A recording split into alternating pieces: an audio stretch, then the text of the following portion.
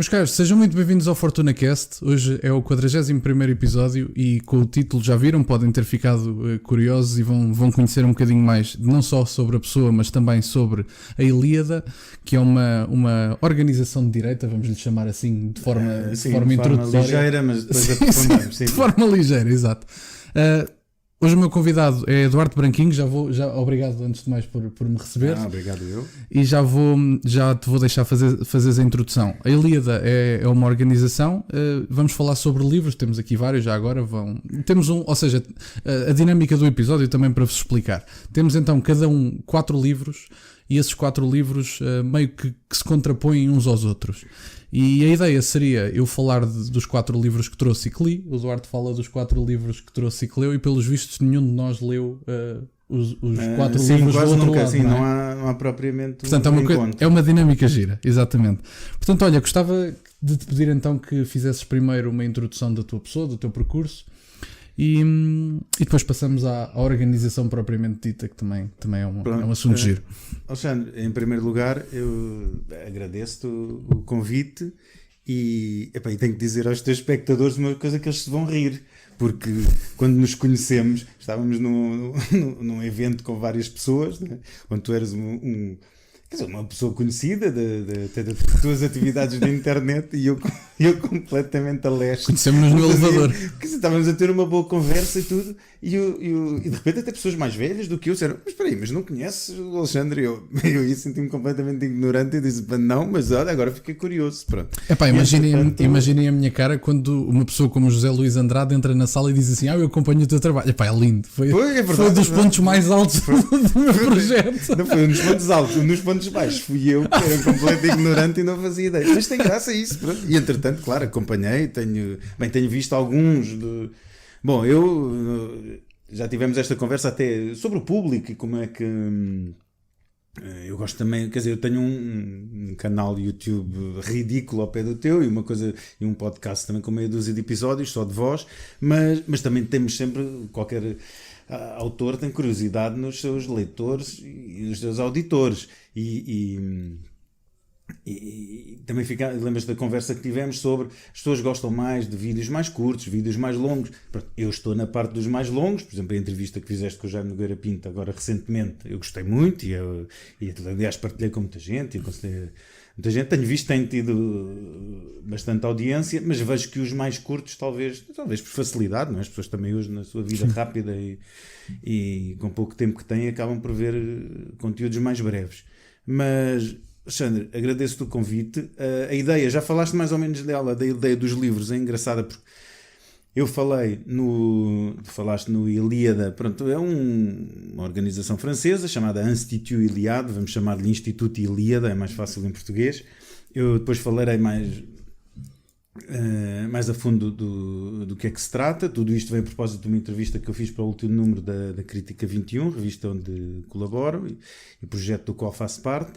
E a seguir, lembras-te, discutimos alguns temas, de que é que iríamos falar, e eu, teimoso e preguiçoso, como eu disse logo, não me apetece nada essas coisas das politiquices, ainda por cima, sei lá, eu não conheço bem o teu público, mas tenho sempre a ideia que, olha, pelo caso que vimos lá, não era, mas será por regra um público mais jovem, depois estava aqui a falar com grandes coisas teóricas, que tu até preferias, devo dizer aqui. Sim, mas eu, neste caso, foi ao contrário. Mas pronto, isto é eu fazer-me convidado para uma próxima vez.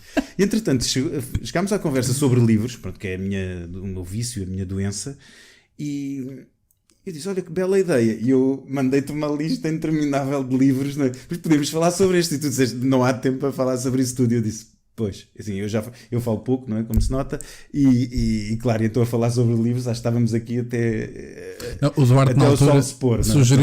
Sugeriu 10 cada um, é uma coisa que não vamos conseguir fazer. E mesmo 4 cada um não vai dar, mas pronto, mas ficam aqui. E agora, quando chegámos, eu até andei aqui a percorrer as estantes a dizer o que é que podia ser um contraponto a este livro, e depois às tantas entrei num registro provocatório, pronto, e acho que os auditores vão gostar. Pronto, calmo com esta introdução toda. E termino com um novo agradecimento, nunca é demais, Alexandre. Bom, como disseste, eu chamo-me Duarte Branquinho. A maioria das pessoas conhecer-me-á pelo meu percurso no Semanário O Diabo, no qual eu colaborei durante muitos anos e do qual especialmente fui diretor durante durante 5 anos exatos, que é uma coisa Sim, uma coincidência da qual eu gosto muito.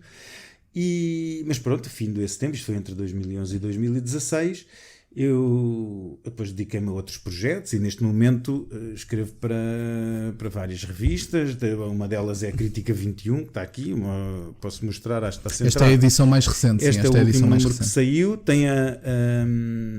Bem, há uma novidade começou no número anterior, mas que é muito importante, é que a revista de antes só se podia obter em algumas papelarias, mas principalmente por assinatura. Neste momento pode ser comprada diretamente em quiosque, em banca. Mas pronto, eu aconselho a todos a fazerem a assinatura. Porquê? Porque com a assinatura não só recebem a revista, como recebem com cada número um livro da Biblioteca Crítica Fundamental. Já agora, este é um dos livros, ficam já a saber, o design é este, para o caso de verem. Também está à venda nas Não, aí é que está. Vem com a assinatura. Essa é a vantagem da assinatura. Ficam já agora com a noção do design, é um dos livros que vamos falar hoje e é da Biblioteca Fundamental. Só para... Aqui, pronto, eu para este último número fiz uma entrevista com o Jean-Yves Le Gallou, que é um intelectual francês e uma figura de referência da direita francesa, que é um dos fundadores do Instituto Ilíada, que foi um instituto fundado a pedido do Dominique Venner. Dominique Venner foi uma figura fundamental não só na historiografia, um historiador com uma grande obra publicada, com obras premiadas no campo da história, algumas até... não há muita coisa traduzida dele em português, mas há um livro fundamental que se chama O Século de 1914, que foi publicado em Portugal pela Civilização, que é uma editora que infelizmente faliu, mas penso que o livro ainda conseguirá ser encontrado em segunda mão, dessas formas na internet, nesses sites de venda de segunda mão, e é um livro que aconselho vivamente. Dominique Venner cometeu um suicídio ritual, um sacrifício, digamos assim, com uma mensagem, uma chamada de atenção, matando-se na Catedral de Notre-Dame, num ato que, como imaginas, deu muito que falar. E ele tinha uma obra, além disso, tinha uma obra, por exemplo, sobre caça, sobre armas, dirigiu também 2 revistas de história. A última chamava-se Nouvelle Revue d'Histoire, que se vendia em Portugal em banca, era uma revista generalista de grande qualidade. No final de vida da revista foi outro historiador francês, Philippe Conrad, que passou a dirigir a revista após a morte de Dominique Venner. Ele antes tinha deixado um pedido aos seus amigos próximos e colaboradores próximos de fazerem um instituto, um organismo que tivesse como prioridade a formação, principalmente a transmissão da memória europeia e a formação de gerações mais jovens. E daí nasceu o Instituto Ilíada, que foi esse propósito principalmente que entrevistei o Jean-Yves Le Gallou no colóquio do ano passado. Organiza anualmente um colóquio e, aliás, o próximo colóquio será no dia 6 de abril e eu lá estarei presente com uma pequena delegação de portuguesa, até bastante jovens, assim, malta mais da tua idade, e é um encontro que junta, um encontro de alto nível com personalidades desta área política às direitas, como tu disseste ao início, mas que desenvolve um trabalho de combate cultural, digamos assim, e também de formação. O Ilíada faz todos os anos um curso de formação ao qual eles chamam promoção. E quem conclui esse curso, que é um curso que demora um tempo, implica um trabalho final, por isso estão a ver que não é propriamente um curso de brincar, digamos assim, quem conclui esse curso passa a ser auditor. Ora, muitos desses auditores, nós hoje já temos tempo para, eu ia dizer, já temos uma décalage, depois a palavra francesa, para ver o resultado desse trabalho vivo, porque é muito bonito ter ideias, fazer comentários. Sim, outra é formar pessoas e, lá está, como diríamos em agricultura, plantar e ver os frutos. E neste caso tem dado de facto frutos. Muitos desses auditores são colaboradores diretos do Iliad, escrevendo obras. O Iliad organiza outras conferências, outras formações para os mais jovens, publica vários livros, vários trabalhos, estudos, e E ao mesmo tempo vemos jovens desses a colaborarem diretamente não só em partidos políticos, por exemplo, em associações culturais, em projetos da mais variada ordem. Por isso é um bom sinal, é um projeto que eu tive o prazer e a honra de ver nascer e acompanhar desde o início, até por amizades que já tinha anteriores, de ter colaborado. Eu em 2015 representei Portugal, pronto, e até agora fui o único português que foi orador no colóquio, mas o meu desejo é que haja naturalmente mais. E é bom ver que, olha, por exemplo, a dimensão do colóquio tem aumentando de ano para ano, não só em número, mas em qualidade, em participação internacional também. Tornou-se um ponto de encontro desta área política em termos europeus, não é? Quando lá está, bom, há italianos, espanhóis, há noruegueses, lembro-me de húngaros, bom, estou a lembrar-me de muitas nacionalidades, mas falham muitas com certeza, mas é interessante trocar experiências. Há um encontro também, sempre há várias bancas com revistas, projetos, outros projetos culturais, uma parte de artesanato, e uma parte muito importante que me esquecia, que seria indesculpável. O Instituto Ilíada dá uma especial atenção à estética e à importância da arte num combate cultural que queremos hoje. E isso é notório porque há sempre também uma mostra de artistas cada ano no colóquio. Por isso, como verão, eu sei que estamos na internet, no mundo da internet, e pronto, com as ligações que vais deixar, eu tenho a certeza que as pessoas vão apreciar até a beleza do site, das fotografias de colóquios anteriores e dos trabalhos que o Ilíada tem feito até hoje. Não, e tem um especial cuidado que é muito giro. Eu vi os vídeos que tu me mandaste sobre o colóquio e é tudo muito estético, é tudo muito bonito no evento, portanto tem essa preocupação. Isso é uma coisa que não é muito normal nos dias de hoje, pode-se dizer assim. Sim, é verdade. Não, é normal no sentido, sim, não é comum, normal devia ser. É uma coisa fundamental que tem sido descurada e que é importantíssima nas nossas vidas, neste sentido, na nossa conduta, não só diária, como na nossa conduta pessoal, como na conduta até política e na persecução de um objetivo que queremos. Isto faz lembrar aquela educação, pelo menos antigamente, não sei, eu lembro, a professora diz: se quer que a letra saia direita, esteja direita e escreva de uma forma direita. E aqui o princípio é quase o mesmo. Se nós queremos se o que almejamos é beleza, então temos que comportar-nos exatamente dessa forma. É justo, parece-me que sim. Gostava agora de perguntar, e tu falaste há um bocadinho de teres sido diretor do Diabo, e eu gostava de te perguntar um bocadinho mais sobre esse percurso, como é que isso aconteceu, e já agora falar um bocadinho de quem fundou esse jornal também, porque ao fim e ao cabo tem a sua relevância, não é? Digamos assim. Claro que sim. Bom, eu aliás já contei esta história várias vezes, mas não resisto a contá-la outra vez. Eu, muito miúdo, em casa dos meus avós, pronto, eu também cresci num meio, numa família onde se lia muito, eu cresci rodeado de livros, de jornais, havia muito esse hábito, havia muito o hábito da discussão política. E em casa dos meus avós, naturalmente, havia o Diabo e outros jornais.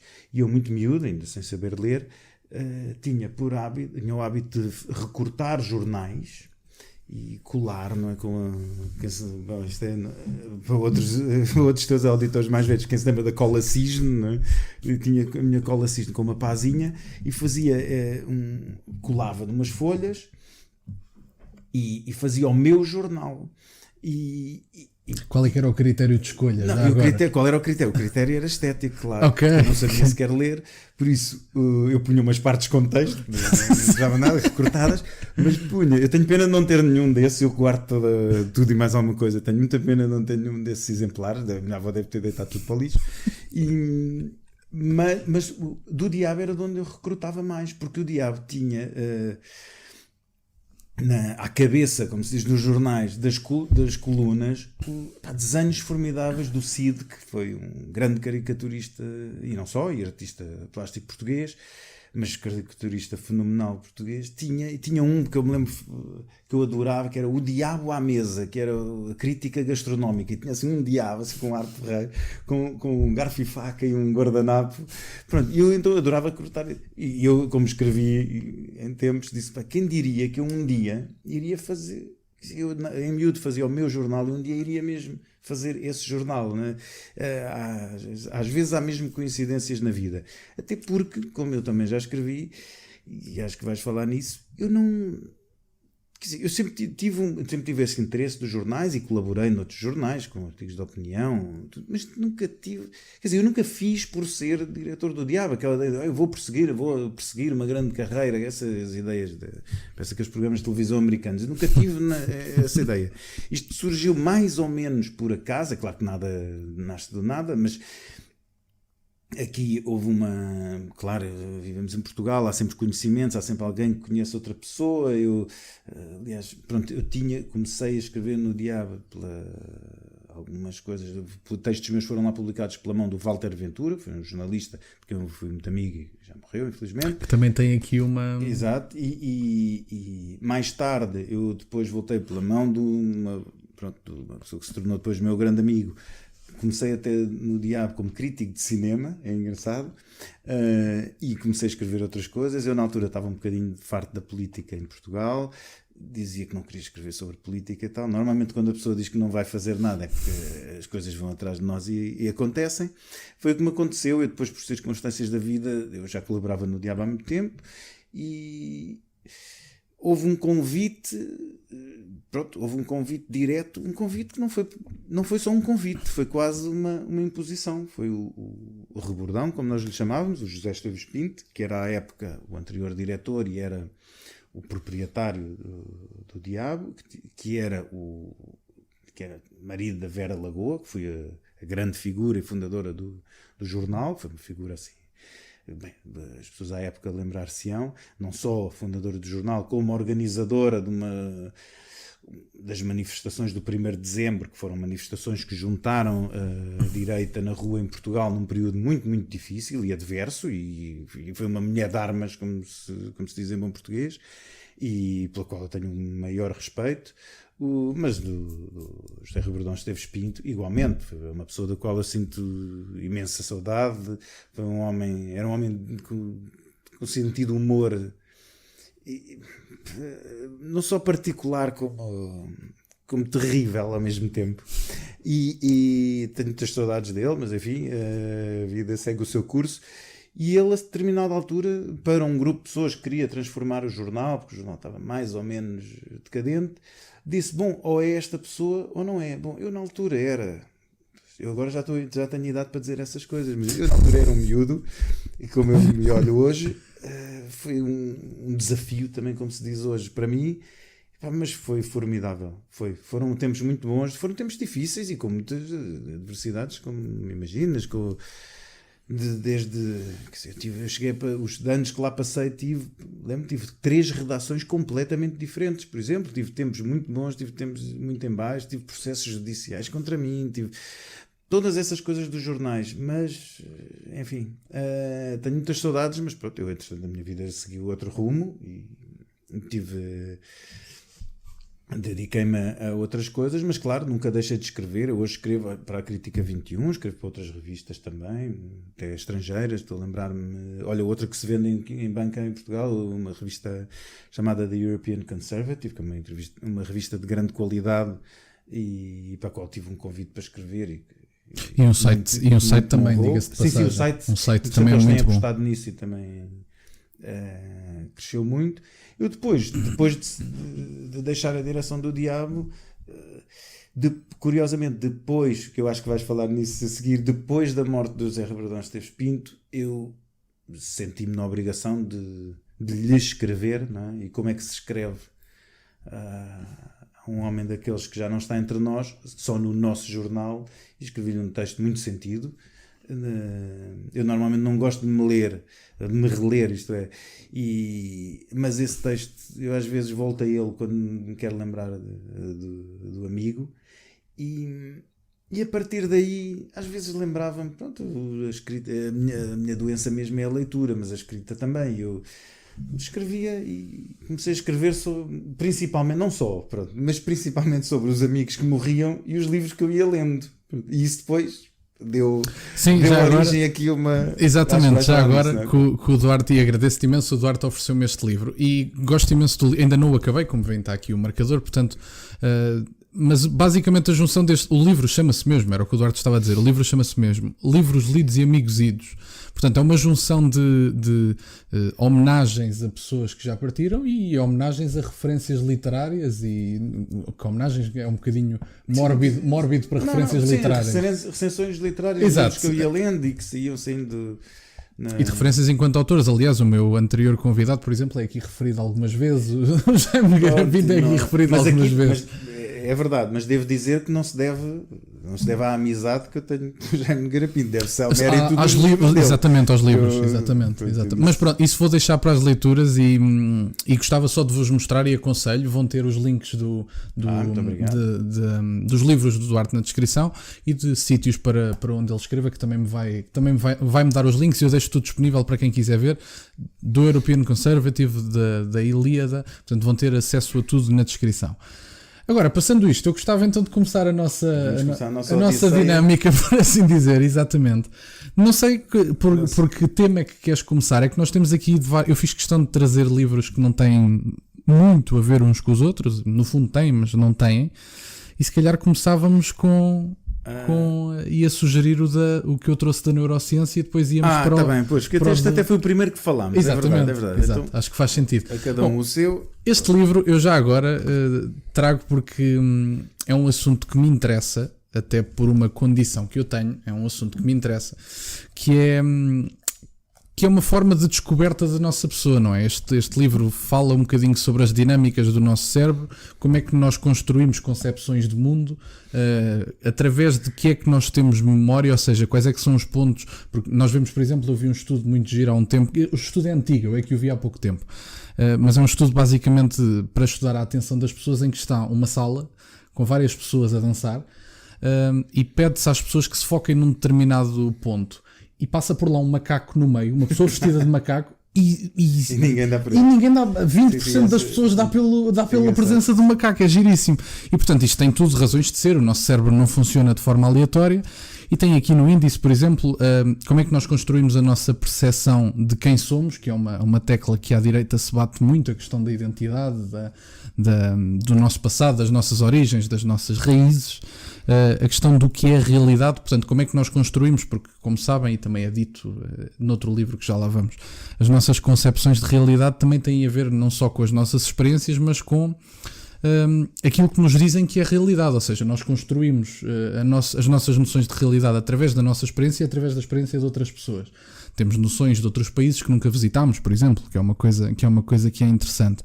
Quem é que comanda, que é o outro dos subtítulos, como decido e preciso de ti, que também o preciso de ti tem a ver com a nossa necessidade, que é uma coisa que dá a sensação de ser antiquada nos dias de hoje, a nossa necessidade de outras pessoas, não é? Sim, que somos todos muito individuais e que não precisamos uns dos outros, como se quando se fura um pneu não precisássemos de ajuda, e quando o nosso carro, que nós vemos como um poço de liberdade, porque o que é que grita mais liberdade, é o que o Peterson diz, o que é que grita mais liberdade do que um carro com o depósito cheio, não é?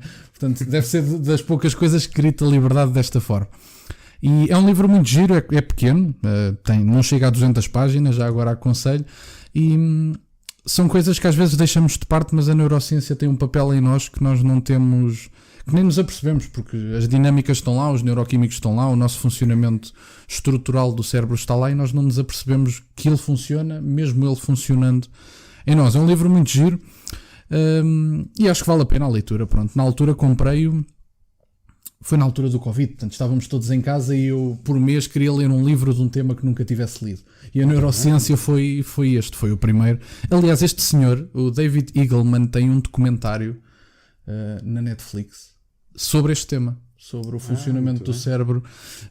E agora vocês perguntam, mas é um senhor de direita? Não faço ideia. Não faço ideia se é um senhor de direita. Também não interessa para o caso. Não interessa, é giríssimo e portanto acho que vale a pena. E agora gostava que trouxesses também o teu, que é um contraponto, não é? É um contraponto, era o que nós tínhamos dito. É uma provocação, mas neste caso é uma provocação a mim próprio. Atenção, eu comecei logo com a provocação a mim próprio, que é para...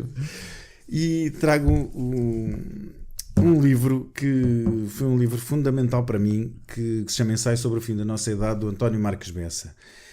Eu tenho que dizer desde já que o António Marques Bessa foi, além de um ilustre português, professor universitário, catedrático do ISCS, um homem fundamental numa série de disciplinas, foi também meu amigo, que é uma coisa da qual eu me orgulho, e ora, cá está outro daqueles homens de quem sinto grandes saudades, e tinha que trazer aqui. Este livro é um ensaio, como o nome indica, é um pequeno livrinho, não é? Tu dizias que tem poucas páginas, este também. Este livro foi um ensaio publicado em finais dos anos 70. Ora, nesta época, como imaginam, Portugal, e não só, mas aqui no nosso caso, estava numa viragem, não digo viragem, não era só viragem, uma derrapagem à esquerda total, não é? E a delírios que podem imaginar. E o nosso Marques Bessa conseguiu sintetizar aqui de uma forma inacreditável, que só mesmo ele conseguia, conseguiu sintetizar vários aspectos, pistas e um mote, digamos assim, para lá está, anunciando o fim de uma idade e o mote de uma construção de uma nova idade. Ele dizia que o mundo velho é velho e vamos ter que construir aqui um novo, segundo umas determinadas bases. Ora, ele não só, mas apoiava-se em vários temas que estavam à época a ser desenvolvidos por uma corrente, da qual vamos falar daqui a pouco, que se chamou Nouvelle Droite, ou a Nova Direita, traduzido em português, que foi uma corrente que também se iniciou em finais dos anos 60, início de 70, em França, à cabeça com Alain de Benoist, mas não só, e com outros pensadores, que teve uma influência em vários países, até em Portugal, e este é um desses exemplos. Mas não só. Porquê que eu trago este livro como provocação? Porque o António Marques Bessa, com quem eu tinha discussões infindáveis, ele aliás era colunista do Diabo na altura em que eu dirigi o jornal, era um homem das ciências humanas, mas era um homem que dava também muita atenção às chamadas ciências exatas. Foi um dos introdutores em Portugal, por exemplo, da etologia, tem esse papel fundamental, não só, mas quer dizer, tem uma obra incrível no campo da geopolítica, da ciência política. Bom, não vou agora alongar-me com a carreira do Bessa, acho que podem pesquisar e tem uma obra formidável publicada, mas aqui, qual é a provocação para mim próprio que eu dizia? O Bessa sempre me criticou o facto de eu, que sou formado em História, que me dediquei a outras áreas como a ciência política, a filosofia, mas para tudo, as línguas, tudo áreas a literatura, obviamente, mas tudo áreas de letras, digamos assim para simplificar, de ciências humanas, e sempre descurei as ciências exatas. E o Bessa era muito crítico em relação a isso. E criticava muito e dizia: Branquinho, agora vou falar com ele, você deve prestar atenção a isto. E tinha inteira razão quando dizia: uma nova idade, como ele dizia, não pode ser feita só com homens de letras. Tem que ser plena. E neste aspecto eu mais tarde eu já agora perdoem-me a autopublicidade, mas como tu falaste nisso, por favor. Olha, até se calhar peço-te que fales nisso, porque é sempre bom alguém que tenha ouvido de fora. Quando o Nuno Morgado, que eu sou amigo e que foi aluno do Bessa, é hoje professor na Universidade de Praga, organizou uma homenagem ao António Marques Bessa, que teve vários oradores, convidou-me e eu, obviamente, que aceitei, e a minha intervenção foi exatamente sobre isso, sobre essa questão das ciências exatas E pronto, e a minha intervenção está filmada, está no meu canal do YouTube. Tu tiveste a oportunidade de vê-la, não sei se queres dar umas palavras sobre isso. Sim, pronto, e já agora ficam com o link também na descrição. Tenho que ver se anoto que é para deixar tudo certinho e não me esquecer de nada. Mas o Duarte fala na questão na circunstância da homenagem, menciona precisamente o que vem escrito neste livro. Aliás, eu fiz esse comentário há bocadinho quando cá cheguei. Eu estava a ler essa homenagem, porque é a última homenagem aos amigositos, não é? Sim, portanto, é a última homenagem. E eu estava a ouvi-lo a falar sobre o assunto. Obrigado pela correção, é verdade. Eu começo por esse texto, que foi aliás um texto sentido e escrito numa rede social e que teve uma grande repercussão. Sim. E eu depois decidi lê-lo ao vivo, não só lá na homenagem, mas depois seguiu-se a minha comunicação propriamente dita, que tinha que ver essas 5 consciências exatas, e essa espero que e a relação do Bessa, eu não vou alargar-me aqui, mas espero que os interessados que vejam. Sim, e dentro do livro aconselho porque são coisas muito boas e vê-se que são sentidas. Aliás, são homenagens a amigos, não há como não serem sentidos. Agora, se calhar, pronto, vamos pela ordem que está aqui. Pronto, assim retira-se a dúvida. Este livro deve ser um conhecido vosso, pessoas que seguem o meu canal, é de Roger Scruton e chama-se Como Ser um Conservador. O livro é interessante até porque o Scruton não tem, por exemplo, a mesma definição de conservadorismo que outras personalidades. Eu ouvi há pouco tempo alguém a falar sobre o livro de Miguel Morgado que eu ainda não li. E acho que as definições de conservadorismo de Scruton e do Miguel Morgado chocam-se um bocadinho, não é? Portanto, é uma coisa gira. Eu guio-me muito pelo Scruton porque são bases mais sólidas. O Roger Scruton era um Sir de Inglaterra, portanto, era uma coisa muito própria do conservadorismo dele. Mas ele fala aqui de várias questões. O Roger Scruton introduz a ideia de uma coisa que eu achei gira e que não por acaso nunca partilhei com ninguém, mas foi uma coisa que eu achei giríssima. O Roger Scruton define, assim, numa, 2 frases, diz que o conservadorismo é a defesa do que se ama. Assim, numa, 2 frases é o que ele diz. E ele refere-se a essa questão, porque muitas vezes tem-se a ideia de que a malta da esquerda, principalmente, estão nas faculdades com o punho levantado e gritam muito alto. Tem a ideia de que à direita a malta não quer saber do ambiente e que faz todo o sentido. Faz todo o sentido que as pessoas à direita, principalmente os conservadores, queiram saber. Aliás, como é que se vai ter raízes históricas? Como é que se vai defender a família? Como é que se vai amar as pessoas que nos fazem sentido sem um planeta decente? Como é que há encontros... Isso não só... Isso, bem, vindo da esquerda, não é chocante. Não é chocante. Mas além, em muitos dos casos é pura ignorância. Não saberem sequer qual é a história da defesa do ambiente, da proteção da natureza, como se chamava no início quando se começou a teorizar essa proteção. Muitas vezes é apenas ignorância, outras é simplesmente má fé. Sim, claro. Não, as personagens que eu referi não seriam propriamente grandes advogados de boa fé, por exemplo. Não são personagens que estejam muito viradas para aí. Mas faz aqui críticas ao liberalismo, por exemplo, que eu aprecio bastante. A ideia de que o liberalismo, ao mesmo tempo que tende a querer expandir a liberdade de escolha, aumenta o Estado ao mesmo tempo que faz isso. Portanto, é curioso, o liberalismo que faz a advocação, digamos assim, de uma diminuição do Estado, da saída da frente da vida das pessoas, aumenta-se para tentar expandir essa liberdade, não é? Porque ao mesmo tempo que o liberalismo agora vai em todos os campos. Coisas que não eram política há muitos anos, neste momento são. Transformam-se. Portanto, e há uma intromissão, e normalmente no campo das proibições, não é? Das interdições. Sim. Isso é aquele espírito muito britânico do Scruton. Já estou na minha parte, não é? Já estou a puxar. Eu também vou só fazer mais uma nota ou 2, porque é para termos tempo para os livros todos. Ótimo.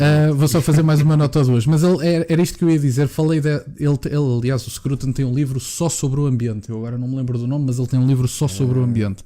Portanto, é para verem o pouco valor que ele dava ao assunto. Não estou a ver qual é, mas pronto. É Green qualquer coisa, não me lembro do nome. Não conheço. Ainda há pouco estivemos ali a ver a estante do Scruton. Sim, porque o Duarte tem uma stand quase por autor. É giríssimo, é muito giro. E ele fala aqui também da ideia do nacionalismo e refere também as falhas do multiculturalismo, não é? Porque ao mesmo tempo que nós queremos ter noções de defesa de cultura, que neste momento para os europeus e para os ocidentais é quase um tabu dizer que somos favoráveis à nossa cultura, é uma coisa estranhíssima, não é? O Marcos do Chega brinca muito com essa ideia que a malta de fora diz em Portugal: o Brasil é dos brasileiros, a Argentina é dos argentinos, mas depois Portugal é dos portugueses, já é xenofobia. Exatamente. Portugal e a Europa é de todos. Exatamente. Portugal diz qualquer país europeu, que é no mínimo absurdo, não é? Sim. Não, e vêm, por exemplo, programas políticos como eu acho que era do Livre, de Rui Tavares, em que ele defendia a ideia de que nós devíamos que ele defendia a ideia de que nós devíamos defender não só a presença, e eu a presença não vejo problema desde que minoritária, mas que devíamos defender a ideia de que devemos ter culturas minoritárias e expandi-las todas no mesmo espaço. Até deixarem de ser minoritárias. Essas propostas são de tal forma absurdas que não vamos agora alargar-nos por isso, porque não conseguimos falar. Certo, exatamente. Mas reparem, eu acho que as pessoas devem fazer como no... Não sei se ainda existem esses avisos, mas quando era miúdo havia na linha de comboio que era pare, escute e olhe. Certo. Eu sempre achei que eram bons conselhos de vida. E quando alguém diz o tamanho de disparate, a pessoa deve parar, ouvir, ele disse mesmo isto, e olhar e dizer: isto não é sério. Isto não é sério. E depois nem vamos alargar-nos sobre esse sujeito, mas quer dizer, olhar depois também para a vida e para a prática dessas pessoas. Por exemplo, na questão do ambiente há uma... Bem, o Scruton, já agora, para não nos afastarmos do autor em causa. Scruton, por exemplo, tinha um amor pela Inglaterra rural, a defesa da caça nos termos, segundo as formas inglesas, nomeadamente à raposa, que é muito polémica, que acabou por ser proibida. Bom, há filmes dele, até há um documentário onde ele aparece a cavalo, onde... sim. À raposa, Sim. Gostava desse. Também há uma estética inerente a claro, tudo isso. Claro que sim.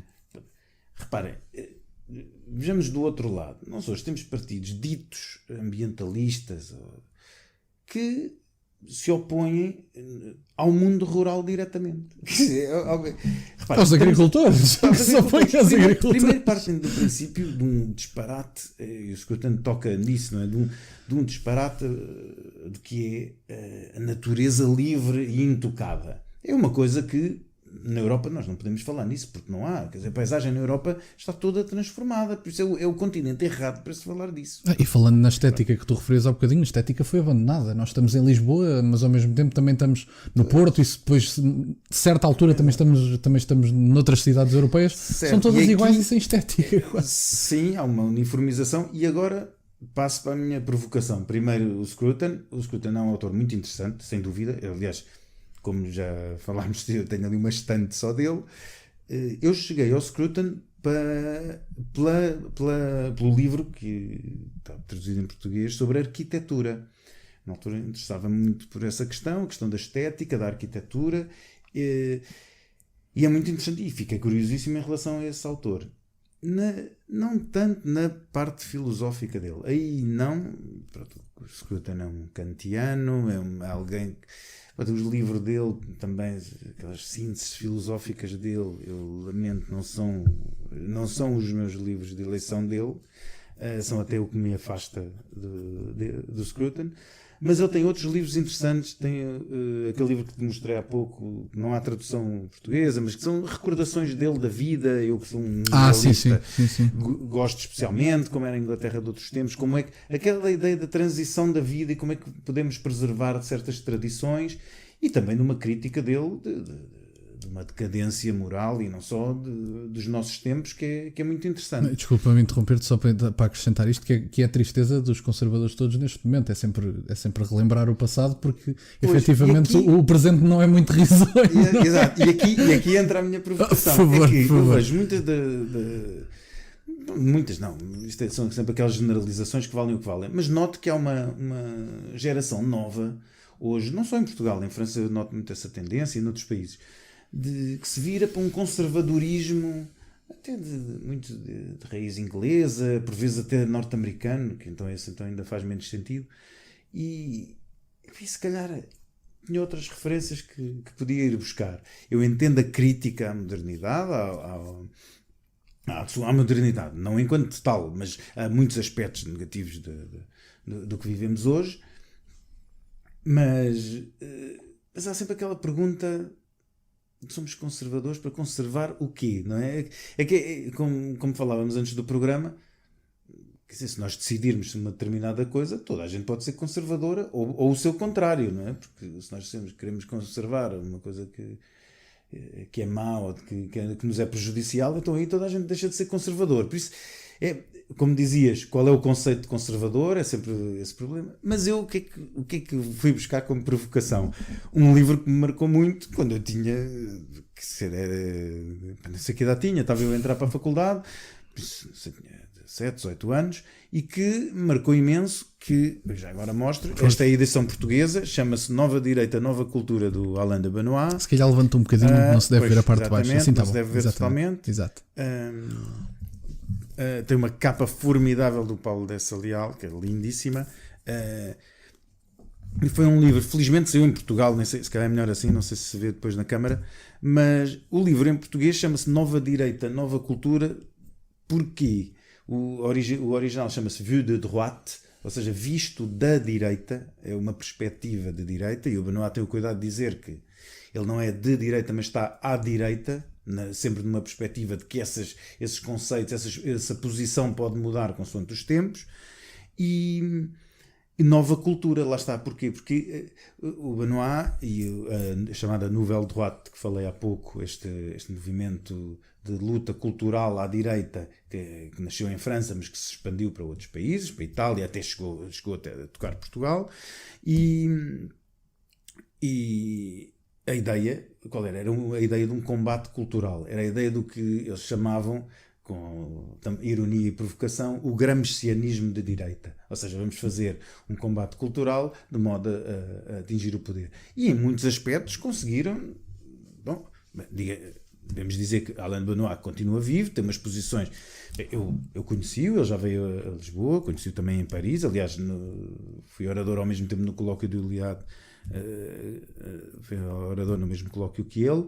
É um homem fascinante, porque é um homem de cultura incrível, e mesmo discordando de algumas posições dele, aliás, um homem com uma obra tão extensa como ele tem, o difícil seria concordar integralmente com ele. Claro. Mas nem por isso deixa ser uma obra formidável. E eu até no primeiro número da Crítica 21 escrevi um artigo provocatório também, chamado O Exemplo da Nouvelle Droite, e dizia que nos devíamos inspirar um pouco neste livro que faz. Este livro chamava-se Uma Antologia Crítica das Ideias Contemporâneas, e ele ia buscar isto são pequenos apontamentos sobre livros, autores, desde dos vários aspectos. Lá está, como o meu querido Bessa me diria, não basta um setor, tem que abranger todas as áreas com uma nova cultura, uma nova direita, uma nova cultura. E de facto, o Benoit e a Nouvelle Droite influenciaram não só jovens como eu à época, como também outros movimentos e vários pensadores à direita. Claro que não os imitaram, mas que foram influenciados por ele, obviamente, não é? E pronto, e acho que este livro, este livro foi publicado, é um antigo, mas acho que conseguiram encontrar também dessa mesma forma nos era o que eu ia dizer, agora vamos ter era o que eu ia dizer agora, vai ter que se deixar de alguma forma uma referência aos livros na descrição, que é para as pessoas, quer dizer, se estamos a falar deles, temos que lhes arranjar forma das pessoas de comprarem, não é? Pronto, agora passando aqui ao meu terceiro, agora, ao meu terceiro, que o Duarte, pelos vistos, não é particular fã, vamos dizer assim. Isto é para provocar. Este livro, que eu já falei muitas vezes do autor, porque é uma referência pessoal imensa, inclusive sempre que o senhor vem cá a Portugal, eu estive, na última vez, por exemplo, ele esteve em Lisboa e entra a mulher dele no palco e diz basicamente que vocês no dia de hoje vão ter o dobro pelo bilhete que pagaram. Ninguém percebeu a mensagem. Ela sai do palco, sobe o Jordan Peterson e o Douglas Murray. Uma coisa giríssima. Eu só paguei por um, tive os dois no palco, foi muito bom. A questão das 12 regras para a vida. O livro é muito giro. falo pelo que fez por mim, vamos dizer assim. Outras pessoas, como em todos os livros, podem ter outras interpretações. Mas o livro introduziu-me a tudo, basicamente. Tudo o que me interessa hoje foi introduzido por este livro. Jordan Peterson, neste livro, utiliza para fundamentar as suas teses, como o Duarte próprio reconhece, que pronto, pode apreciar ou não, mas introduz Nietzsche, traz Nietzsche que o Duarte não concorda com a interpretação. Não concordo com a interpretação, exato, já lá vamos. Exato, já se lá vai, exatamente, já se lá vai. Mas ele traz mitologia, fala da religião cristã, e depois introduz 12 regras que para ele são essenciais para uma vida decente, acho que é esta a expressão que ele utiliza, e que introduziram uma política. E como sabem, as minhas posições não são propriamente alinhadas com o Jordan Peterson, em muitos dos casos não são, mas o Jordan Peterson é o exemplo claro do empurrão para o centro que a esquerda levou. Ou seja, o Jordan Peterson ficou no mesmo sítio ao longo dos anos, só que ele foi empurrado para a direita devido ao tempo em que está. Mas aí concordo inteiramente contigo. Mas eu não conseguiria dizer isso também. É exatamente isso. O Peterson não é que seja um homem, porque inclusive ele enfrenta processos no Canadá, que como sabem o Canadá não é propriamente o sítio mais democrático do planeta. Pronto, exatamente. Ele enfrenta processos por causa disso. O Jordan Peterson, que é uma pessoa moderada, não sei se o posso apelidar de social-democrata, é uma coisa difícil de dizer. Até para mim às vezes é difícil, quanto mais caracterizar os outros. Não é um extremista, não é, nunca foi. Mas vemos o combate dele a estas questões de noções de identidade modernas, vemos estas noções de autocaracterizações esquisitas, e o Peterson opõe-se a isso, primeiro pelo seu conhecimento, e citando também o que tu falavas de Bessa, junta muitos conhecimentos para fundamentar a sua tese. E traz a sua parte, porque ele é psicólogo clínico, para o caso das pessoas não saberem, não é uma pessoa formada em ciência política, não é nada disso. Tem as posições dele, mas o Peterson é o exemplo claro de que normalizou-se tanto a esquerda que o centro e a direita, o centro neste momento é marginalizado, porque o Peterson é uma pessoa de centro. Nós, se recuarmos 10 anos, o Peterson talvez seja um homem de centro-esquerda, só que neste momento é um extremista de direita, não é? Sim. E portanto, a mim este livro fez muito bem por mim, tratou-me muito bem, introduziu-me a tudo, à filosofia principalmente. Eu leio livros de psicologia por causa deste senhor também. E aliás, ele tem, já agora, passando da publicidade, não que ele precise dela, mas tem podcasts teve há pouco tempo com o Matt Riley, acho que é assim o nome dele, sobre o poder da comédia. Fala de temas muito giros, a comédia na cultura, e falam da altura da Segunda Guerra Mundial e da influência da comédia. Falou há pouco tempo também com um senhor chamado Matt Huberman, que ele é formado em neurociência, acho que é assim o nome da formação dele. Falam sobre neuroquímicos, sobre perturbações mentais, mas depois o Peterson também fala sobre a teoria marxista e portanto é um podcast muito amplo, e o livro recomendo, pronto, para pessoas que possam precisar de umas bases de vida, que pronto, todas as pessoas, na idade em que eu li este livro com 18 anos, portanto mesmo assim já faz 5, 6 anos. Na idade em que eu li este livro foi uma base para tudo aquilo que eu sei hoje, que não é propriamente imenso, mas impulsionou-me para saber imensa coisa, e é a gratidão que eu tenho para com o senhor nesse aspecto. Alexandre, tu falaste tão bem que eu quase que me dá vontade de falar bem dele. Não, estou a brincar. O Duarte não aprecia. A ideia é ser provocatório, mas eu tenho de dizer isto. Quando este livro foi publicado, deu tanta polémica, isto ficou tudo em brasa, como se diz, que eu obviamente comprei o livro até antes de ser traduzido. Eu gosto sempre de lembrar onde li os livros, mas deve ter sido em algum aeroporto, a ir no avião, assim, que isto é um livro que se lê assim rapidamente. E este livro tem vários aspectos bem feitos, e um deles tem graça que isto para ser combinado. Tu começaste por dizer: entra a mulher do Peterson, não é? Logo no seu negócio familiar. Eu vou dizer lá já um dos aspectos que eu não gosto, dessa comercialização da personagem, e ao mesmo tempo diz: bom, ele segundo, só para te interromper aí, leve 2, então segundo... toma lá 2. Era uma piada, mas ele segundo o próprio é um capitalista malvado. Portanto, segundo o próprio é legítimo. Aqui, ele depois também entrou numa. Quando escreveu este livro, era outro Peterson. Porque claro. Hoje tem assim umas figuras, tem umas posições, fala principalmente sobre temas dos quais nada sabe, aparece assim umas fatiotas de palhaçadas, não sei muito bem, isso talvez dê, como é que se diz agora em português, clickbaiting, essas coisas, mas pronto, pouco interessa deste livro concretamente, que eu acho que se distingue claramente do resto da obra do Peterson, e que eu lembro-me de ver a Gênesis. Ele começou a escrever no Quora, um site, umas respostas a umas pessoas, e às vezes os livros nascem assim de ideias de ideias improváveis, exato. E ele faz este. Tem aquela ideia das 12 regras para a vida, tem engraçadas. Depois tem várias regras que eu, quando li, a minha primeira opinião é: bom, isto é óbvio, mas lá está, isto é como dizias há pouco. Hoje, uma pessoa do centro é um perigoso extremista de direita. Por isso, o que era óbvio há uns anos, quer dizer, hoje é estranhíssimo. Hoje é quase uma luta pela vida. Depois eu notei uma coisa que foi o que acabaste de dizer, também notei noutras pessoas. Até num âmbito familiar, devo dizer. Este livro teve um efeito positivo em muita gente, nomeadamente no desenvolvimento de rotinas e de uma reflexão, de uma autorreflexão, o que é muito importante. Claro, para mim era fácil. Eu, quando li este livro, já tinha isso tudo. Quer dizer, há aqui certos. Por exemplo, daí a minha crítica também. Quando li o Peterson, eu não só já tinha lido o Nietzsche e o Jung, que é outra pessoa, outro autor de que ele fala muito e do qual eu também discordo da interpretação dele, mas pronto, falo o que vale. Outro autor de que eu gosto principalmente. Aliás, o livro que mostraste mostra-me a mim numa fotografia. Se não te importas, mostra só, que eu gosto especialmente dessa fotografia. Já nem me fotografia. lembrava disso, é verdade. Sim. Foi a minha mulher que me tirou essa fotografia quando eu estava distraído a ler. E isso é nas traseiras de casa do Carl Jung, junto ao Lago de Zurique.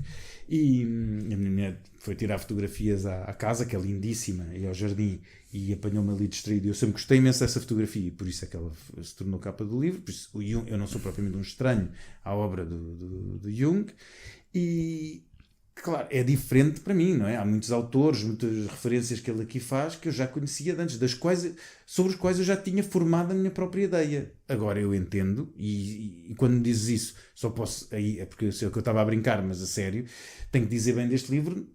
Se este livro faz com que jovens procurem o Nietzsche, procurem o Jung, procurem lá está, disciplinas próprias, o caminho da autorreflexão, o interesse pela filosofia, o interesse pela leitura, quanto mais não seja, o interesse por pensarem a vida e os seus objetivos. E eu sei que este livro ajudou muita gente e abriu muitos caminhos, então não é assim um livro tão mau. Mas agora é aquela parte que era essa, é para isso que cá estamos, não é? Direi outro. Bom, para além dessas interpretações de autores de que eu gosto e do qual discordo das que ele faz aqui, bom, não vou entrar aqui em pormenor, senão estávamos aqui 3 horas, mas tem outras partes. Por exemplo, ele insiste muito na questão da simbologia e da tradição, dos mitos. Bem, e fala em vários mitos de várias religiões, várias culturas. Bem, e esquece, eu digo esquecer para ser simpático, porque ou ignora, já não sei, todo, e já começámos a falar do Instituto Ilíada, toda a tradição clássica europeia. Ora, isso é fundamental, não só no mundo de hoje de influência ocidental, quando um homem que vive na América do Norte, que queiramos, quer não, é uma projeção da Europa que é diretamente influenciada por todos estes clássicos. Por isso, por exemplo, para não me alargar, mas é uma das lacunas graves que gosto. Eu sei que para uma geração mais jovem este livro foi muito importante, mas agora vou só dar 2 notas em relação ao Peterson. Já disse essa questão das conferências, mas digo em relação a outras obras dele. Eu, depois de ler este livro, procurei o que é que havia mais dele, dei com um livro que, entretanto, acho não, tenho a certeza, saiu já publicado em Portugal, traduzido, que se chama Maps of Meaning, não sei qual o esse é o primeiro. do qual eu então, pronto, aí começou o meu afastamento do Peterson ainda mais, e a seguir a este tem um livro que é a continuação deste, são mais regras, tem uma capa preta, onde eu sinceramente, quer dizer, a parte das regras eu acho que não se aproveita nada, para mim. O único interesse nesse livro são alguns casos com os quais ele lidou, que são, bem, alguns são no mínimo bizarros, mas que têm interesse como experiência de vida de outras pessoas, e claro que nós gostamos sempre de ver como viveram outras pessoas, desde os grandes homens até pessoas que passam por coisas inacreditáveis que nós nunca imaginámos. Mas de resto o interesse é residual. Por isso, calmo com o Peterson, o que é que eu trouxe como provocação? Trouxe um autor do qual eu sei que o Jaime Nogueira Pinto falou nele na sua entrevista. Sim, eu sim. já te falei muitas vezes nele e também já te despertámos a curiosidade. Por isso agora, aos teus auditores... Aliás, eu a caminho daqui eu fui buscar 2 livros ao ponto de encontro, ao ponto de recolha do Ernest Junger. Sim. Junger. Lá estou eu nas minhas por favor. O Ernst Junger. É verdade, o Alexandre estava a dizer, e saiu recentemente uma tradução de um livro do Junger, até um livro que eu desconhecia, um apontamento sobre os reféns. Bem, é um caso muito, muito específico. Eu fico contente que o Junger tenha sido traduzido, continua a ser traduzido em português, foi traduzido e publicado pela Guerra e Paz, que já antes tinha finalmente traduzido e publicado em Portugal, porque já havia uma tradução portuguesa no Brasil desse livro, de Tempestade de Aço, que é o livro fundamental do Junger do seu período durante a Primeira Guerra Mundial, como combatente, e é um livro muito, muito importante, e era uma lacuna grande não estar em português europeu, pelo menos. E por isso os parabéns à editora por ter publicado. Agora os parabéns também a este, mas eu, por exemplo, no caso deste que saiu agora sobre os reféns, porque não publicar os Diários de Paris, por exemplo, que são muito mais interessantes e tal. Mas pronto, esperemos que sejam os próximos. Eu, desde que publiquem, acho que fico contente.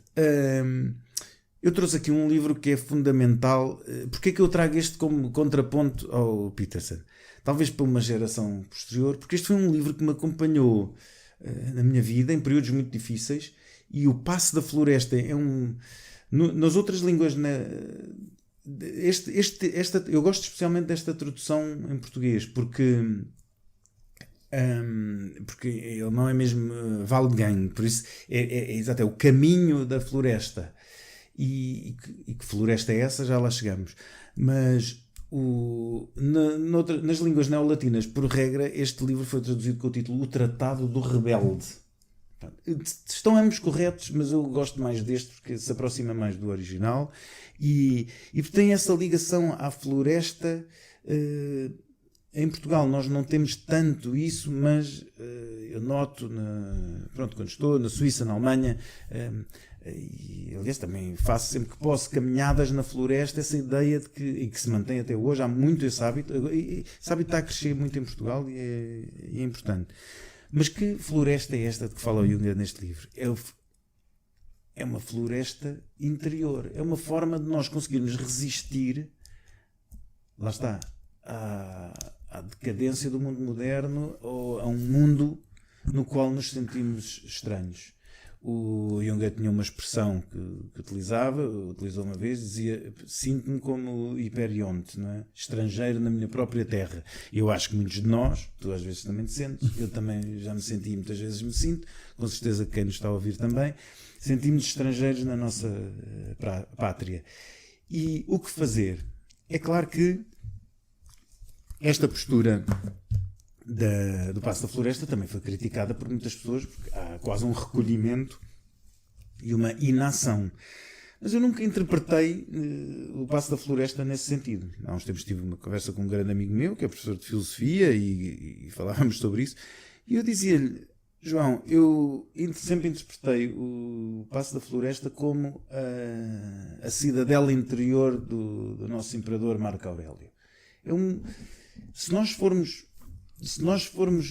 tivermos ali essa cidadela interior, essa fortificação que nos mantém retos que nos mantém verticais. Tive para trazer as meditações, tenho-as lá.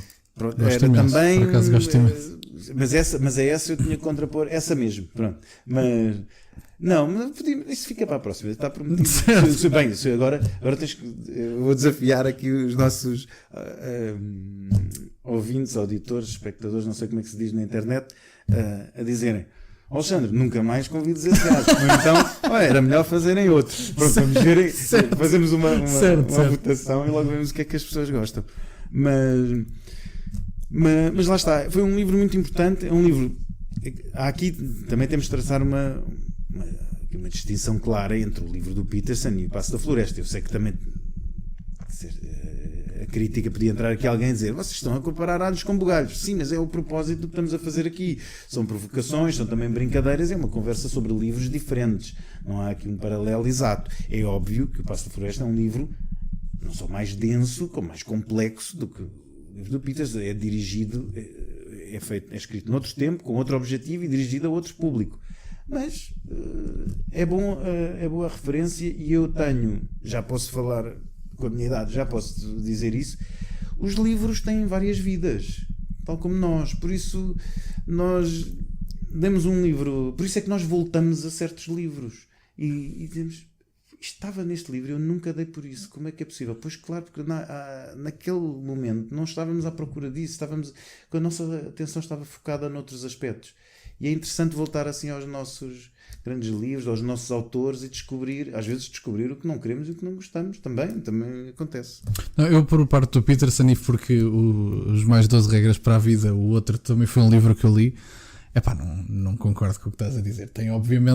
Eu achei o livro interessante. Não estou a falar deste, porque este foi introdutório, portanto, a parte densa do livro nem teve muita atenção minha, porque eu estava empolgado com o que estava a ouvir. Sim, portanto, agora, foi o tom da descoberta. Mas deixa-me dizer uma coisa que falaste em relação ao Peterson, e às vezes eu, de facto, há uma se calhar ainda tenho esse defeito, mas durante muito tempo tinha aquela ideia de que, sei lá, um mau escritor ou um mau filme sobre esta obra não presta, não interessa e tudo. Mas às vezes, também as pessoas chegam a conclusões e vão aprendendo na vida. É esse o nosso percurso. Eu comecei a ver que eu por muitas vezes cheguei a autores e a situações em coisas completamente improváveis, em situações, em locais completamente improváveis e impensáveis até. E lembro-me do que uma vez, na revista do Dominique Venner, ele escreveu sobre quando saiu o filme Troia com o Brad Pitt e tudo. Eu quando vi esse filme, eu disse: eu que gosto especialmente de Homero, da Ilíada, da Odisseia, claro que vi o filme e eu não desgostei, mas há sempre um traço que aqui devia. E o Venner recebeu uma carta de uma pessoa que criticava e arrasava, como agora se diz, né? o filme, e o Venner respondeu: sabe, eu não partilho dessa opinião. Pelo contrário, acho aliás que este filme é muito útil, em especial tendo atores da moda que chamam pessoas jovens, tendo certos aspectos que atraem um público mais jovem, dão a conhecer, lá está, a nossa herança ancestral, a nossa cultura profunda europeia, a nossa gênese cultural, e lá está o nascimento da literatura, que é com Homero, e eu aí pensei, de facto, por isso é que eu brinquei comigo próprio, quando me dizes, foi por causa deste livro que eu comecei a ler o Nietzsche e o Jung, e eu disse, agora vou ter que dizer bem do livro. Pronto, é claro que eu tenho as minhas críticas, mas claro, há distância, e obviamente eu tenho a certeza que se tivesse lido este livro com 18 anos, tinha contribuído muito, pelo menos para me abrir o pensamento. E uma coisa, e este livro é engraçado o subtítulo, que é Um Antídoto para o Caos. A ideia de que a ordem que está imposta hoje é um caos e isto é um antídoto, não é? E transmite uma mensagem muito importante. O antídoto está em nós, não está em alguém que nos vai dizer o que fazer, o que seguir. Está em nós, porque aqueles princípios, como eu dizia, isto é básico, mas hoje já não é. Aquela história de que o Peterson foi muito gozado, não é? Eu, antes de fazer comentários, vou arrumar o meu quarto, vou fazer a cama. Isto era uma evidência quando eu era miúdo, mas Mas hoje já não é. E é óbvio que isto, é claro que isto é uma imagem do que deve ser a nossa vida. Eu, se calhar, antes de querer mudar a sociedade, devia mudar a minha vida, não é? Antes de tomar determinadas posições políticas, se calhar devo saber que posições são essas, se já foram experimentadas alguma vez na história, que consequências teriam. Isto é uma aprendizagem constante e acho que é preciso pôr as pessoas a pensar, em vez de pôr as pessoas a papaguear coisas que estão ou na moda ou pelas quais as pessoas acham que se tornam mais interessantes. Não sei.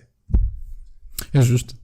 Não, mas estava-te só a dizer que por parte do Peterson, que foi um problema que eu sempre vi cá e que neste momento, e olha, a própria Crítica 21 veio ajudar a combater, é que temos tido muitos problemas e muitas vezes os intelectuais, e não só à direita, mas prendem-se muito para si. E quando se prendem muito para si, esquecem-se que os grandes movimentos são feitos pela maioria das pessoas, nunca pela parte intelectual ou pela minoria intelectual, que é verdade. Já vamos discordar outra vez. Não, mas eu acho que é, e a ligação que tu tens entre os intelectuais e as pessoas capazes e com noções de consequências históricas de posições políticas, etc., por exemplo, que era o que tu estavas a dizer, são feitas por pessoas como ele, porque tu nunca vais ter, sim, nunca vais ter uma mudança. Sempre, pronto, tem que começar sempre com um núclleo pensante e de pessoas não, que agem, claro, que obviamente, mas se não houver um elo de ligação, se não houver uma Crítica 21, chama-lhe Crítica 21 ao Peterson na América, vamos lhe chamar isso. Lá até se chama Daily Wire, nos moldes diferentes. Sim. Mas pronto. O elo de ligação tem que existir, porque a minoria intelectual é muito útil, obviamente, são sempre o início das coisas, mas sozinhos nunca vão lá. Sim, desde que contribua para uma mudança, claro. Claro não é, sim, não é para, eu compreendo, acho que chega onde queres dizer, não é. Se imaginarmos uns intelectuais com a sua bebida numa mão e um cachimbo noutra, discutirem o sexo dos anjos, como diz, fechados num clube, sim, isso não tem qualquer interesse, de facto, é verdade. Aí concordamos, aí diria o Ezra Pound, não é? O único pensamento que conta é aquele que se torna ação. Eu mantenho fiel a essas palavras. Agora, passando para os últimos dois, da própria Crítica 21, já agora. Que foi o livro que eu trouxe. Eu achei muito giro porque o autor faz uma referência ao início ou melhor, ou à forma como se devem fundar constituições, e à ideia de que a forma mais natural da realização de uma constituição é precisamente ela começar por provas dadas pelo convívio natural entre as pessoas. Ou seja, a Constituição não deve impor coisas antinatura, deve ser a formalização daquilo que já se passa na sociedade.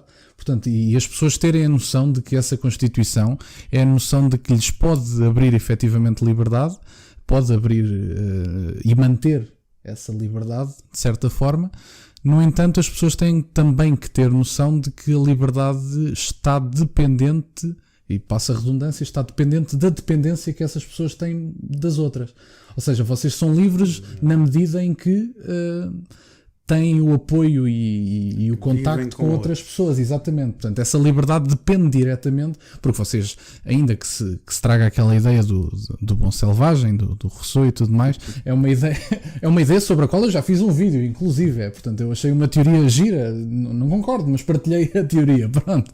Mas vocês, naquela que é dada como liberdade natural pelo Rousseau, que seria basicamente fora deste contexto de sociedade que corrompe e que estraga as pessoas, vocês garantem a vossa liberdade e mantêm-na, e ela torna-se sustentável através do vosso convívio com outras pessoas e através da formalização, que é o que o Joseph de Maistre diz, da formalização daquilo que é o convívio natural. Portanto, deve ser só a observação prática daquilo que já acontece. Portanto, há um convívio de pessoas, esse convívio é observado, formaliza-se na Constituição. Foi o meu entendimento do assunto. Atenção, não quero estar a dizer que foi o que o homem disse, não sei, foi o que eu entendi do livro. Pronto. Este eu acho que vai ser a provocação mais divertida por isto, porque quando vi o de Mestre e as Constituições, acho que podemos dizer aqui, não é? Eu arrepiei-me logo, eu disse, não vamos falar de constituições, que isto é a última coisa que eu quero falar, até porque isso, pronto, é uma conversa infindável. Eu não acho que eu admito que sejam, depende do tempo histórico, que sejam necessárias para a organização e tudo, mas não são a solução, nem são uma virtude em si. Também há quem ache que a Constituição é quase como uma lei divina, uma coisa sacrossanta. Em muitos casos está associada diretamente à religião. Como é a nossa, por exemplo. E eu, obviamente, que discordo integralmente disso. Aliás, bem, o caso português, então, é melhor não comentarmos. E pensei, o que é que vou contrapor a isto que se fosse mais provocatório? E depois lembrei-me de 2 aspectos. Primeiro, não tínhamos nenhum romance, que eu acho que é uma... Pois é, pronto, pois não é. temos nenhum romance, é verdade, e verdade. ler ficção é essencial. Por isso, eu achei que se estamos a aconselhar livros, em especial a um público mais novo, E às vezes leiam romances, às leiam vezes ficção. Às vezes ignoro e não devia. É preciso ler ficção. Eu repetirei isto incessantemente até começarem a fazê-lo. E outro, lembrei-me não só de um romance, de ficção, mas ficção vivida, o que eu trago aqui, mas também de liberdade. E que liberdade é que eu podia arranjar, senão o caso mais impensável de todos. Então mostro este livro, que é um dos meus livros favoritos. Levanta só mais um. Desculpem, que se chama Gilles, do Terrier La Rochelle.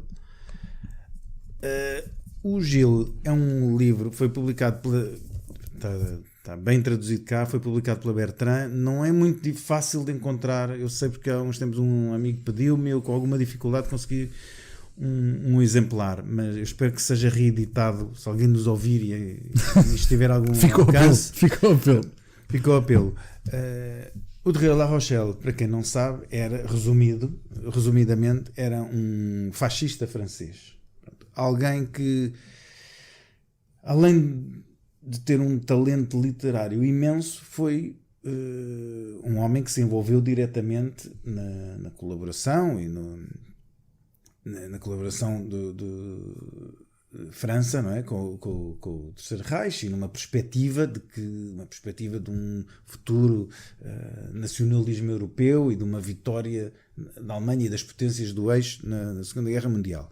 Ora, isso, como se imaginará, traz logo, que se pode trazer logo, não só críticas, como pessoas que dirão, mas claro, com certeza não o leram, não é?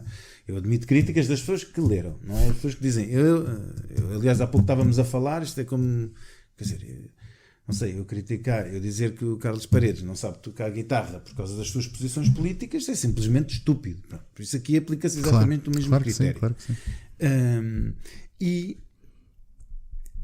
O que é a história do Gilles é uma história semi-ficcionada, é uma autoficção, como se diz, hoje da vida do Derrida, e que passa por... É um romance sobre um homem que passa pelo inimaginável.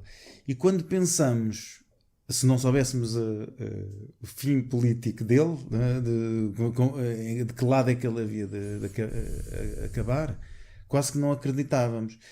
E por isso ainda torna o romance ainda mais interessante. Bem, é um romance extraordinariamente bem escrito. Portanto, se quem nos estiver a ouvir souber conseguir ler francês, eu aconselho sempre o original. Mas mesmo esta tradução é boa. Nota-se o estilo do Derrida, que é uma das coisas muito importantes. E olha, e se calhar, como fez o Peterson para ti, falar aqui no Derrida, se calhar leva as pessoas do Derrida para outros autores franceses dessa época e desse meio, como o Brasillac, como o Céline e como tantos outros, e mesmo outros, como a geração dos Hussardos, de que eu te falava há pouco também. Há toda uma literatura francesa desse período a descobrir, que eu acho que, então, para uma geração mais jovem, é fascinante. É fascinante porque lá está, é uma história de aventura, de liberdade, de guerra, de conhecimento. E o final, pronto, não vou revelar, mas o final verão que é qualquer coisa. Eu acho que acho que não podíamos terminar melhor do que com o Gilles do Derrida La Rochelle. E, aliás, e não posso dizer uma coisa, bem, não tenho aqui, mas não vou levantar-me. Felizmente, o Derrê também voltou a ser publicado em Portugal e ainda bem. Saiu há pouco um pequeno livro de uma editora chamada Primatur, que fazem como se diz em português agora, crowdfunding, não é? Nós temos uma palavra para isso que é subscrição pública, mas ninguém... Em português crowdfunding é bom, sim. Não é? Mas como diriam, aquela música não é a língua inglesa, fica sempre bem. E fizeram, eu até participei nele já agora, eu estou a dizer isto porque acho que é meritório, quando alguém publica um autor de que gostamos e que achamos bom, porque não participar, até porque a participação é mínima. E recebi prontamente o livro em casa, já vi que está à venda nas livrarias. É uma belíssima edição, eu ainda não li, não posso avaliar a tradução, mas parece-me boa. A capa, o livro em si também, o livro como objeto também é importante. Lá está, a importância da estética. É belíssimo, é um livro que se chama Estado Civil e que eu aconselho aqui também. Por isso estão a ser publicadas boas coisas em Portugal. Eu trouxe aqui só coisas antigas, mas pelo menos autores que servem por esta referência, se calhar vão dar ao Estado Civil. Nós falámos no Junger, que foste a última coisa que saiu dele, e lá está, cada um faz os seus caminhos na floresta. Duarte, obrigado. Obrigado eu. Pela conversa. Eu vou deixar mais uma vez os links todos na descrição. Têm acesso. Vou tentar, se descobrir, os links dos próprios livros que foram aqui falados, e não querendo dizer isto de uma forma muito má, tinha razão, não dava para 20 livros. Claro, mas obviamente. Mas eu nos meus exageros não dava, eu tentei sempre, não é? É que isto foram 8, nós estávamos a pensar trazer 20, portanto seria. Não dava, mas ainda bem que foi assim, porque deu mais tempo para falar dos que trouxemos. Se não tínhamos que falar um minutinho ou dois de cada livro, não valia a pena, não era tão giro. Portanto, obrigado novamente. Vou tentar descobrir os links dos livros todos para que, se ficaram interessados, compram diretamente. Se houver algum, eu deixo a nota. Não encontrei, tenho que procurar em segunda mão, como tu tinhas dito, e pronto, eu deixo a nota escrita e pronto. Mas vou tentar fazer isso. Portanto, obrigado por terem estado desse lado. Foi o FortunaCast 41 e até à próxima.